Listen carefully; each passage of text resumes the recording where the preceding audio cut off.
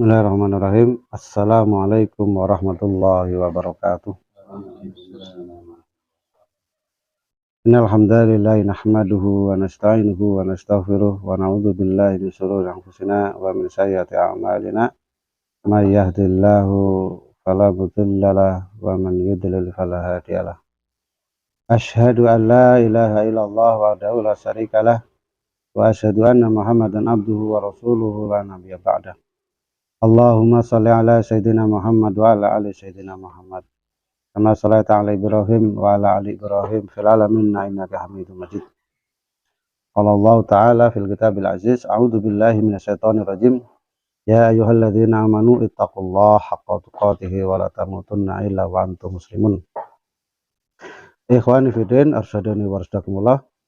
Bersyukur pada Allah Subhanahu wa taala dengan mengucapkan alhamdulillahirabbil alamin. Diiringi keyakinan sesungguhnya semua nikmat itu berkat nikmat dari Allah Subhanahu wa taala. Tadi sebelum acara sudah kita berbincang-bincang, salah satunya adalah nikmat oksigen. Kalau kita bebas menghirup udara ataupun oksigen sepuasnya.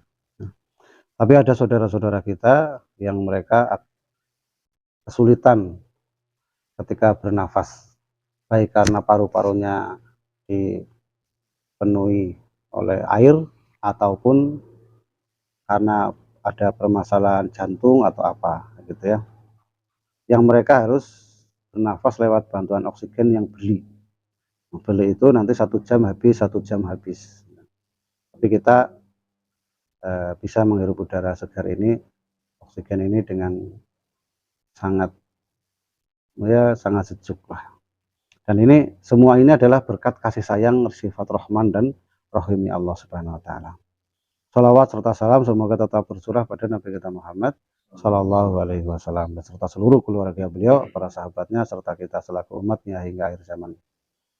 Ikhwan fiddin, asdadani wa rasyadakumullah, perlu kita sampaikan sebuah renungan ya, dan kadang memang seperti itu kehidupan ya.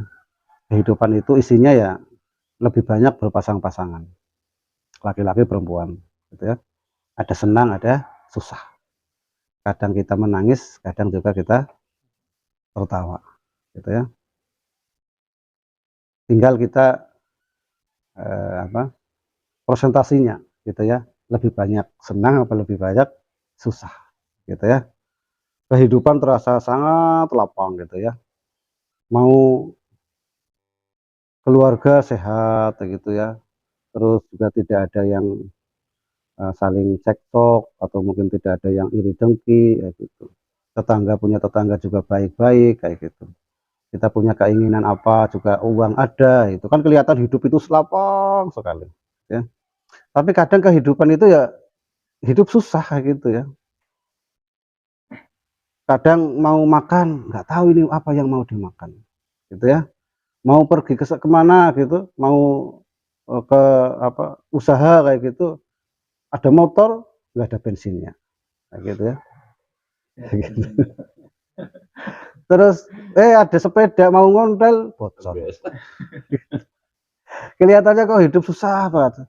Istri sakit, anak sakit, kita sendiri masuk angin. Kelihatannya hidup itu sempit banget gitu. Rumah yang lebar itu terasa sempit banget. Pernah nggak kadang-kadang seperti itu? Ya. Nah, maka ada pesan dari syariat itu ya, yang mengajari kita untuk ketika tatkala kehidupan kita itu agak ya kelihatannya kok nggak berpihak sama kita gitu ya. Jadi tetapi yang harus kita lakukan apapun keadaannya kayak gitu, saat kehidupan kita terasa sempit sekali ya gitu ya. Yang pertama adalah ini resepnya, ternyata jangan menampakkan kesedihan gitu ya. Kelihatan sedih ya Allah gitu. Jangan menampakkan kesedihan. Juga untuk menghibur diri jangan banyak tertawa gitu ya. Wah, kelihatan tertawa gitu. Dengan apa? Dengan supaya kesedihan kita itu terhibur gitu ya. Terus apa yang harus dilakukan? Berbaik sangka ya. berbaik sangka. Apa yang kita lakukan saat ini pasti ada hikmahnya. Ya. Apa itu hikmah? Hikmah adalah kejadian atau manfaat yang bisa kita dapatkan setelah kejadian berlalu, gitu ya. Contoh hikmah itu seperti ini loh. Ya, contoh hikmah itu seperti ini. Ada penjual tempe, kayak gitu ya. Ada penjual tempe, kayak gitu. Rumahnya kalau mau ke pasar itu ini apa namanya? Ngelewati pematang sawah, kayak gitu ya. Jadi rumahnya agak di sawah, kita agak dalam, kayak gitu. Nah, pagi-pagi rutinitas itu berpuluh-puluh tahun itu ya rutinitas itu. Dia pagi-pagi mungkin sholat subuh kayak gitu ya, baca Quran, setelah itu persiapan berangkat ke pasar untuk jualan, mikul pakai pikulan kayak gitu. Suatu ketika kayak gitu ya, itu yang bunter itu loh, dipikul kayak gitu loh ya, bukan tempe tahu gitu ya. Kalau dipikul nanti pinggir jalan ada apa namanya, ada pelanggan bis yang mengantar sampai ke sana, ke pasar kayak gitu.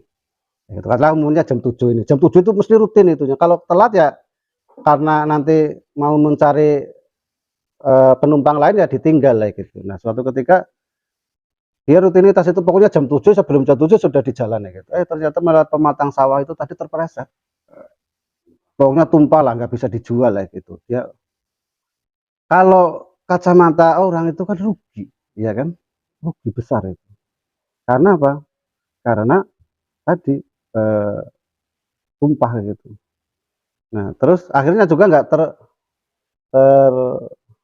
terbawa gitu ya, terbawa oleh tadi itu apa namanya, oleh bis kayak gitu. Nah, ternyata setelah di kejadian gitu ya, ternyata bis yang biasa ditumpanginya itu kecelakaan, semuanya mati, masuk jurang gitu. Nah, itulah hikmah. Karena apa, kalau tidak ini apa namanya, kalau tidak terpeleset dagangannya, tidak tadi tidak jatuh, maka dia bisa jadi dia ikut meninggal, akhirnya nggak bisa keluar, nggak bisa jualan, keluarganya nggak bisa mendapatkan nafkah kayak gitu. Nah, tapi dia rugi sekali kayak gitu mungkin ya, kelihatan kan rugi, tapi terhindar dari petaka yang besar, itu namanya hikmah. Coba kalau ini tadi ini nggak nggak apa namanya, nggak jatuh kan bisa salah satu jadi juga. Jadi kalau ada kejadian-kejadian itu pasti ada hikmahnya, gitu ya, pasti ada hikmahnya. Sabar, pasti ada hikmahnya. Itu yang harus kita lakukan. Kenapa? Karena dengan ini kan nanti dapat pahala, gitu kan. Tapi kalau kita mau ngambil pilihan yang kedua, gitu ya, tampak menangis-nangis, gitu ya, terus berburuk sangka, ya Allah, saya sudah sholat, saya sudah apa, kok masih saja kehidupan saya sempit seperti ini. Toh kehidupannya nggak berubah, masih tetap sempit kayak gitu ya. Mending apa, mending kita tadi latihan sabar, tidak mengeluh, berbaik sangka kepada Allah Subhanahu wa taala. Yang kedua adalah jangan berkecil hati, gitu ya, jangan berkecil hati. Pasti ada suatu saat itu ada apa kena, pasti ada berakhir ya. Tapi juga nggak boleh berdiam diri kayak gitu ya, sabar, tidak mengeluh, tapi di rumah saja nggak ngapa-ngapain kayak gitu ya, pokoknya tidur saja, nunggulah bantuan datang ataupun nunggu rezeki datang ya, ini juga nggak boleh kayak gitu ya. Terus juga eh, harus tetap berusaha dan yakin bahwasanya kehidupan itu tidak semuanya akan susah ya, pasti nanti akan berakhir ya. Terus juga jangan merendahkan diri kita dengan meminta-minta gitu ya, meminta-minta untuk diri sendiri ya, berbeda ya. Kalau kita ini kan lembaga sosial gitu ya, kita menawarkan program, jangan sampai kita berpikir bahwasanya kita itu minta-minta. Karena apa? Karena kita menyampaikan program, menawarkan kebaikan itu bukan untuk diri kita, tetapi itu adalah untuk kemaslahatan. Yang pertama adalah membersihkan, niat baik kita adalah membersihkan harta dari orang yang kita ajak kebaikannya. Yang kedua, ini untuk iqomatuddin, ya, untuk dakwah kayak gitu, untuk membantu orang lain. Jadi berbeda ya. Tapi yang dimaksud di sini ketika kita menghadapi ujian, itu jangan sampai kita meminta-minta, ya Allah, tolonglah saya dikasihani nih, tolong saya dikasihani, kayak gitu ya, nggak boleh kayak gitu ya. Juga jangan sampai juga gitu ya, kita nggak merasa butuh, pokoknya saya nggak akan minta kayak gitu ya. Tapi kita pokoknya kita merasa, jangan sampai saya nggak butuh orang lain kayak gitu ya, saya akan diam saja sendiri kayak gitu ya. Ini juga nggak boleh gitu ya. Jadi kita masih perlu orang lain, masih perlu doa, masih perlu eh, apa namanya, doa, terus mungkin perlu uluran tangan mereka, bantuan-bantuan yang bisa eh, mereka berikan kepada kita ya. Juga tetap, walaupun ini sulit ya gitu ya, tapi kalau kita bisa melaksanakan luar biasa. Dengan kesempitan hati yang bisa kita dapat itu, kita bersyukur gitu ya. Berusaha bersyukur, ya Allah gitu ya. Walaupun saya kehidupan sulit gitu, tapi ada yang lebih sulit daripada kita. Gitu ya, memandangnya ke bawah. Atau mungkin kehidupan kita sulit tapi kita masih punya badan sehat gitu ya. Sampai kehidupan kita sulit, kita juga sakit, keluarga juga sakit kayak gitu kan, dunia terasa kiamat kayak gitu. Tetapi apa?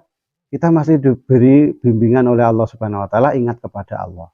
Bisa bersabar, bisa istighfar, bisa taubat, bisa minta doa kepada Allah Subhanahu wa taala. Ini juga harus kita syukuri untuk bisa di tengah-tengah kesempitan hidup kita itu, kita bisa bersyukur dengan keadaan yang menimpa kita itu luar biasa.